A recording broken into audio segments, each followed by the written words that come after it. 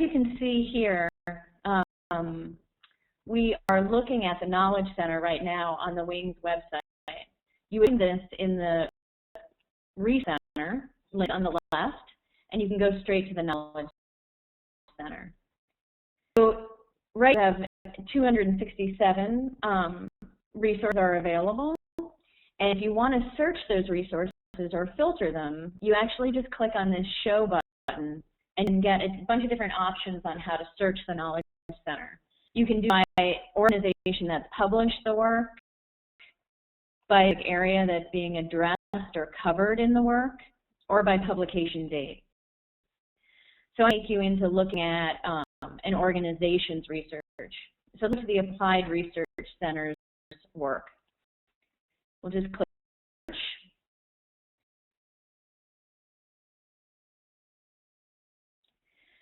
That for the Applied Research Center, we have one piece of work called Shortchanged, Foundation Giving in Communities of Color.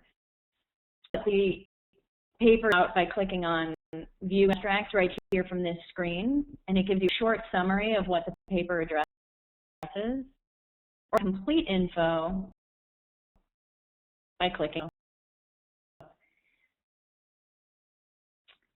You'll see really basic but important metadata about the publication, who published it, when it was published, what copyrights apply, what area is covered or addressed by the paper.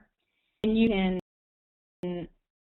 from within the page or clicking full screen on the viewer, really just view the entire document right here and read it on screen.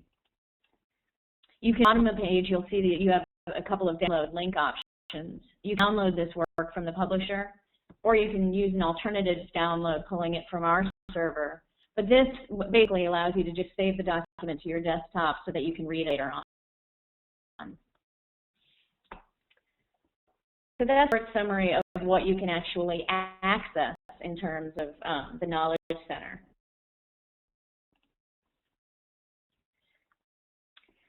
But the Center isn't just about, the Center isn't just about what you can find. It's also a tool for everyone in the Wings network to share their research as well. So easily share your piece of research or a resource or a case study, something that you're learning through the work that you're doing every day, with a much broader network than you may have access to, either locally or through your own website. So piece of research, as a Wings network member, in different places and reaches a couple of different audiences with little action.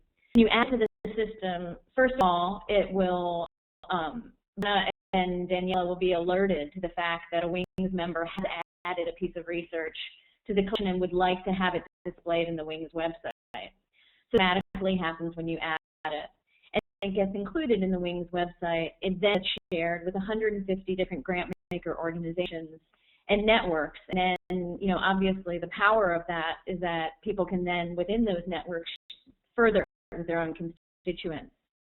The second piece is that when you add a piece of knowledge to the Knowledge Center, it also gets shared automatically with IssueLab.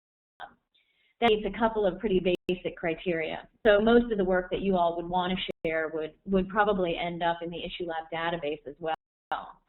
What's important about that is that we are sort of a conduit to a bunch of other channels and platforms. So by adding your piece of work to a single Knowledge Center, it automatically gets shared through IssueLab with the Foundation Center's users, with our own users, through media channels such as Facebook and Twitter, and our data partners who automatically harvest research from our collection. So take a moment now, I'm going to hand over the steering wheel to her. She's going to show you, just walking through the process of what it would mean to add your research to the Knowledge Center.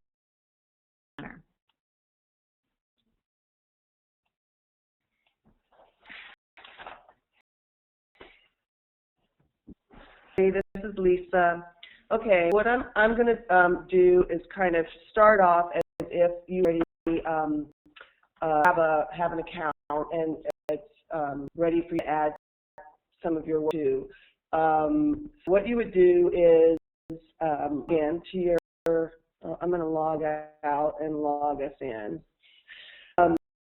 Okay, what happens is you would log into your account, which, go to Lab, first of all, and find this login tab up here in the corner. Click into that. All right, so log in, and we just have a kind of a test login here. And my password, this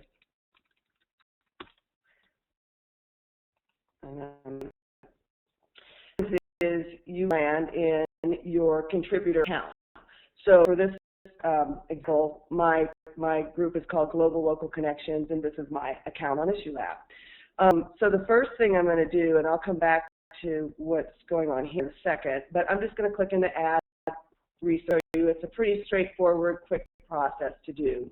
The first screen that you're going to see in the Create a Listing scenario, it's just letting you know that it's best to use Fox, Internet Explorer, or Chrome. If you're on a PC, if you're using a Macintosh to work with this system, Chrome is probably your best bet. So we're started. So the first screen that you're going to come upon is it's called certification screen. And basically what this is doing is it's letting you tell us that you have the right to share this work. So this is kind of our first kind of way to make sure that everything that is being shared through Wings and is being shared through IssueLab is actually, we have the right to be sharing it. So you're giving us permission to do that. So in this instance, what you're going to do is say, my organization has the right to reproduce and distribute copies of this research, or whatever it is. It can be a presentation, it can be a Word document, whatever it is. I'm just going to do a little name saying I'm the person that's saying you have right, and my affiliation. I'm just going to put this. Let's see. I like this as a test. We'll do that. You would put something like, maybe you're the policy director at your organization, so you might just put that down. You can put whatever applies to you. So I'm going to continue. And the screen is a title search. So we just want to make sure that we're not, adding something that's already in the system. So here, I'm going to put something that I know isn't in the system, like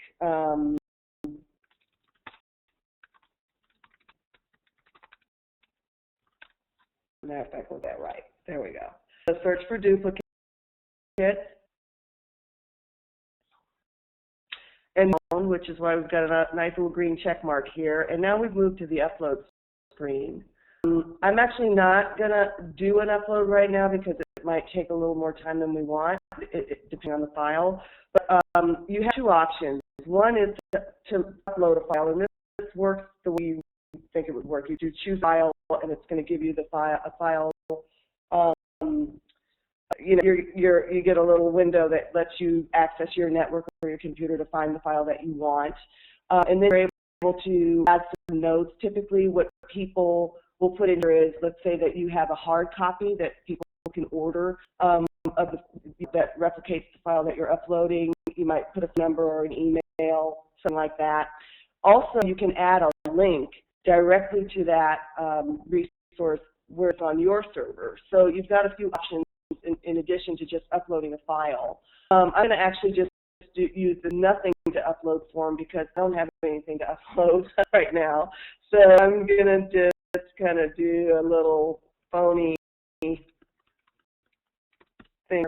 So I'm just typing in the URL as if I were linking to this resource on my website, let's say. So I'm going to hit next.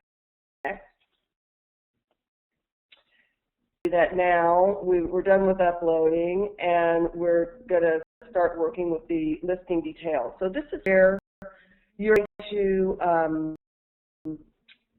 enter all of the descriptive information about this that you're going to be sharing through Wings and possibly through IssueLab. So first of all, it pre-populates. We did adding a title for Wings is our title, and that's where we'll stay with that. You're going to add author information, which is just separated author name. So I'm going to just show you that this actually will pre-populate for you. So let's say Hat is one of our authors. I'll add myself. I don't think I'm in here. I better not be. No, I'm not. So you can just add a new name if you don't find it in the drop-down menu. I'll do quickly and a publication date. That ought to work. But so you know, we've got a whole host of different languages that can be applied to any resource, but we'll stick with A for this one. If there are funders that have funded this particular work that you're uploading, you can add them. Again, this is going to be pre-populated, so let's say that the name is John D. and Catherine T. MacArthur Foundation. You can hit here. It's add as many as you want. If there's an or an ISSN number associated with your work, the gray boxes, by the way, are just optional. So you don't have to add a funder, you don't have to add an ISBN, but you have to have a title, other publication date. You need to select an issue area. We've got, I think it's about 35 issue areas. You have to have at least one, but we let you choose up to, we'll do nonprofits and philanthropy, up to 3. So these other 2 are optional. You can also keyword your work, that's optional, but we'll keyword this as community, let's see, yeah, community foundations. So I'll continue to add other words that aren't in there. I can't think of any words right at the moment that might not be in there. We have a lot of keywords.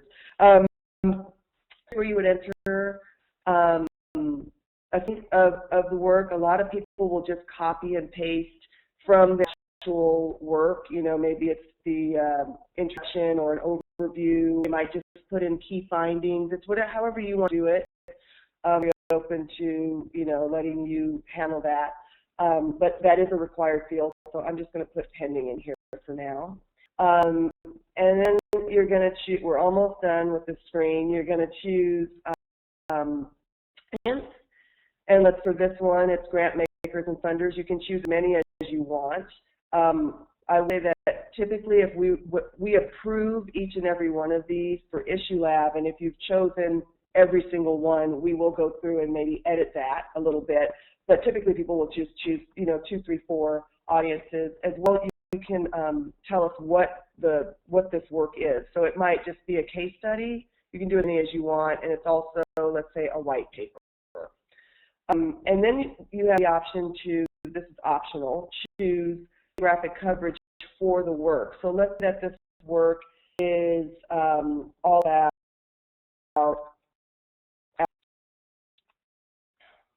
just choose Central Africa.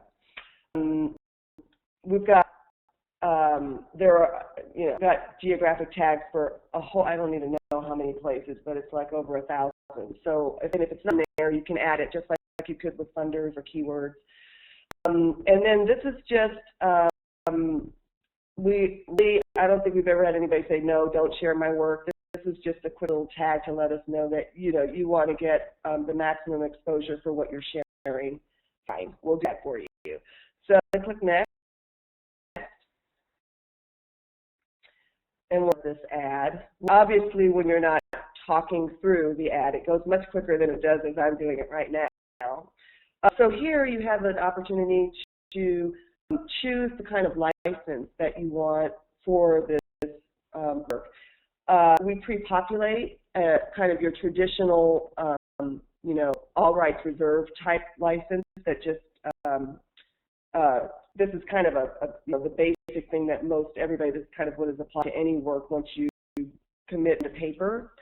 The other choice that you have is, in addition to this copyright, you can choose Creative Commons license. And if you don't know a lot about Creative Commons, we've got some links here that give you a little more information about use Creative Commons, why you might want to use Creative Commons. I really highly recommend this We'll Work Together video that they produced, because it walks you through, and it's kind of painting. walks you through exactly what a Creative Commons license can do for you. But in a nutshell, what it can do for you is help you to describe to any of your users what is it that they can do with your work. So you can, let them know that you're fine with them using this in a commercial for commercial purposes or not. You can, you're fine with them modifying the work, maybe as long as they let others modify the work that they've modified, and then it lets you, describe where the work can be applied. So you have a lot of different, Creative Commons has offices all over the world. You have licenses that cover the world. So that's just one option for you. We're going to just choose this rights reserved one for now. And that's it. Listing's been added. So we've done the certification, we've searched for a title, we uploaded, if indeed we uploaded or added a link, provided details about this work that we're working with, and put a license on it, and done. So here's all the work that we just did. You can go in and you can edit any of these areas that we've just completed. So, just by clicking in, you'll recognize that it's the exact same form, but it's pre-populated. Let's see. We'll show you one other thing here, which is, well, you can add another right away, or let's see. So, and you'll see that we've got a couple of titles in here. And from this screen, again, you can add, or you can go into, I think I added this one. So just created, maybe you realize you've got a typo, or you want to add an author name, and you just want to, go tidy it up. You can get right back to that edit screen anytime by clicking into edit. So that's really all there is to adding and editing a listing.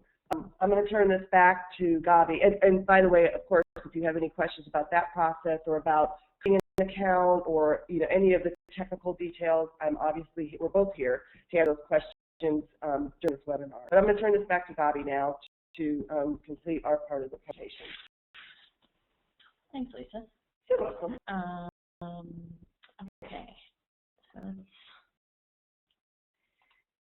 So one that Lisa wasn't going to show you because we were working actually in a test account there, is that one of the great things about not only being able to share your work through the Knowledge Center system, but you're also able to track viewership for your work. So just a screenshot from an organization that's actually sharing their knowledge through IssueLab, and you can see that they can view month, by year, and by listing exactly how many people have viewed the listing and then have downloaded it. So this is really good. This is a really useful tool in terms of being able to see sort of what titles are resonating with your audience, and what just aren't getting the kind of attention that you want, that you may be able to promote in other ways. That we want to mention is that beyond just being able to access the knowledge in the Knowledge Center, and also being able to share your own knowledge through the Knowledge Center in the way that Lisa just described, there's one more way that you can make use of the Knowledge Center, and that is, especially given sort of the results that we got from people's polls, that only 38% of you actually have a Knowledge Center on your website. There's a really simple way for you to actually syndicate the knowledge that's in the Wings Knowledge Center in your own website.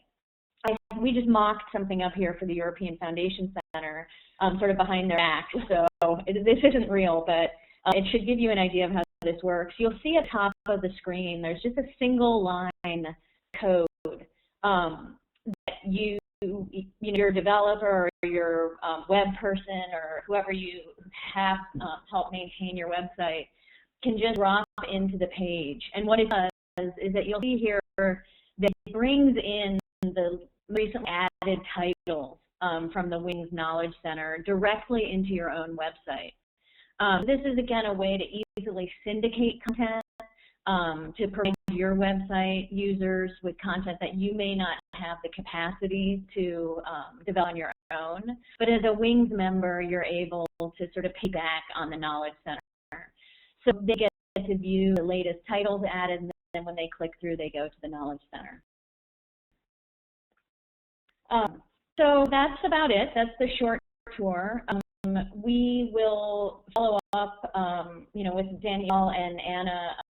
We can send a follow-up email to all of you with a link to the login page that Lisa showed you, also with some instruction on creating an account.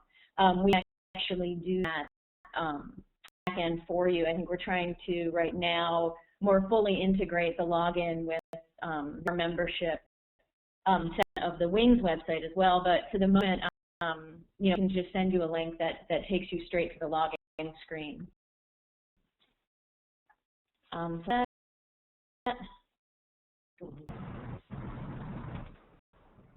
So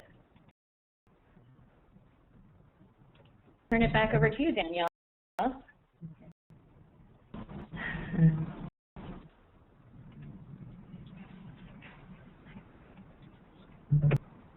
So I would like to ask you all, if you have any question, if you can type in a question and answer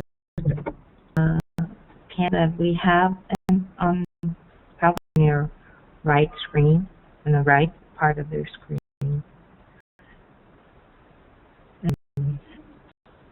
And Gabby will be ready to answer.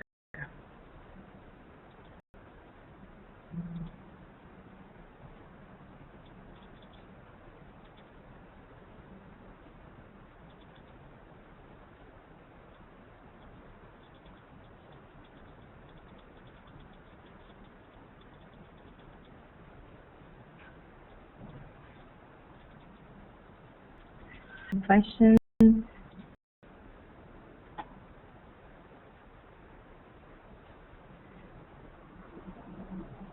So there is one question that just came up. If you can talk about how members can track their viewership.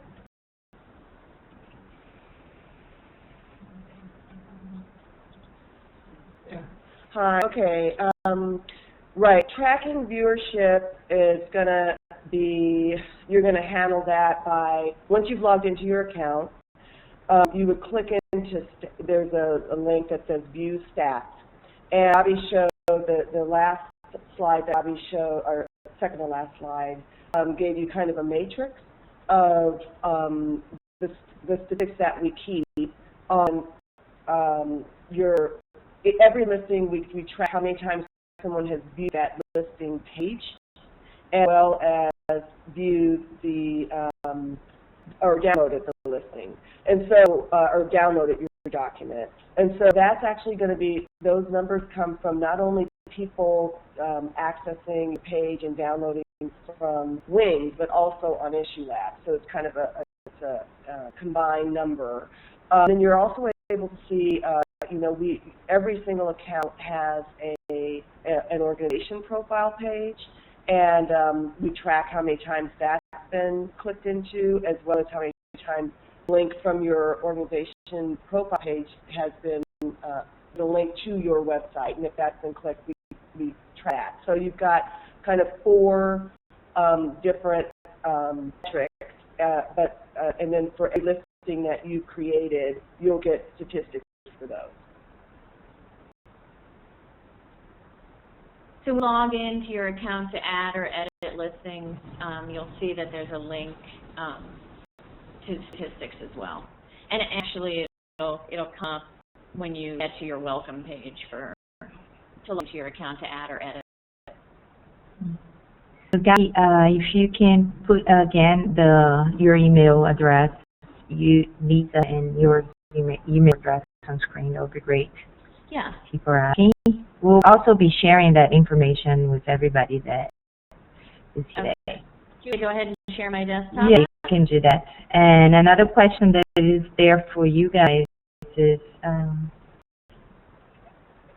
are more questions, and there's one question about but if the Knowledge Center is for members of WINGS only and also for non-members NGOs, then we cannot recommend others to learn from and also to participate.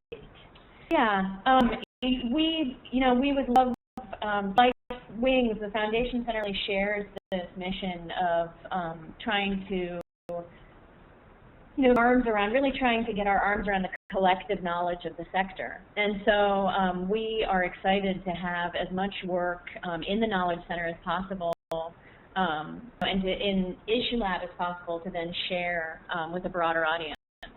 So any nonprofit can actually come to Issue Lab, create an account, and share their knowledge for free. The difference happens for you as a WINGS member is a couple of things. The first is that when you add research as a WINGS member, then Anna will be alerted that a WINGS member has added research that might possibly want to be included in the WINGS Knowledge Center. So that's something that if I was just a random nonprofit that added research to the system, and Danielle wouldn't be alerted to that. They can pull any research that they wish from the larger collection into the Knowledge Center, but they wouldn't automatically be alerted. Said, any nonprofit can add research to the system, and we can make it available in the WINGS Knowledge Center or just to a broader audience, and we really do encourage nonprofits to do that. It's, a terrific way to share your knowledge for free and to reach audiences that you just may not be able to reach otherwise. Thank you, Abby. So there's another question here about if we can feature the script. If you feature the script? No, filter the script, sorry. Oh, sure, Usually future about, yeah.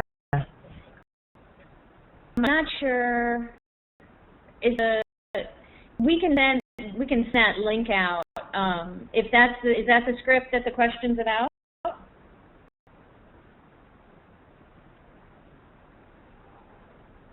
This script at the top of the page is what the what web developer or the person who maintains your site. Oh, if you can filter the script. Got it. Sorry. Okay. Not automatically, no. I know what you're saying. It would just, you could actually sort of set up a particular criteria for what gets pulled into the feed. Right now, this script is just automatically pulling in the latest titles added. If you wanted to customize the script, you could get in touch with us and we could work with you on that. Right. I know we've had, we do have some data partners that pull in particular things, so they only want titles from particular organizations. They only want, you could, for instance, actually automatically when you add research to the collection, you actually would get a separate link if you wanted to bring in your own research. You could do that, but if you wanted to bring in a custom group of titles from the Knowledge Center plus your own research, you'd have to get in touch with us. And actually, maybe it'd be great if people who are hearing our voices right now, if you have ideas for what you'd like to see, my guess is that more than one or two of you are going to have the same kind of things you'd like to see, and then what we could do is create some custom grabs that, that you could just pick and choose. Because you'd be able to do more than one of these. You might, for different sections of your site, want to show some different kinds of content from these different, I keep calling it a grab. That's right. Yeah. Like if you only wanted research on community foundations. Exactly. So I think if you have some ideas and you think, I think it would be great to have this, or this kind of a display, we could probably put together a nice little package where you can pick and choose out of, some custom things that we create. And then if you still have, outside of those, you still have some needs that aren't met, we can certainly work with you to figure that out. Yep.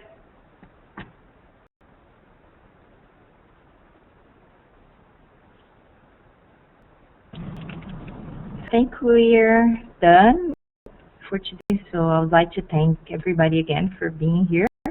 And so I'd like to thank Gabriela and Lisa for presenting our new knowledge center.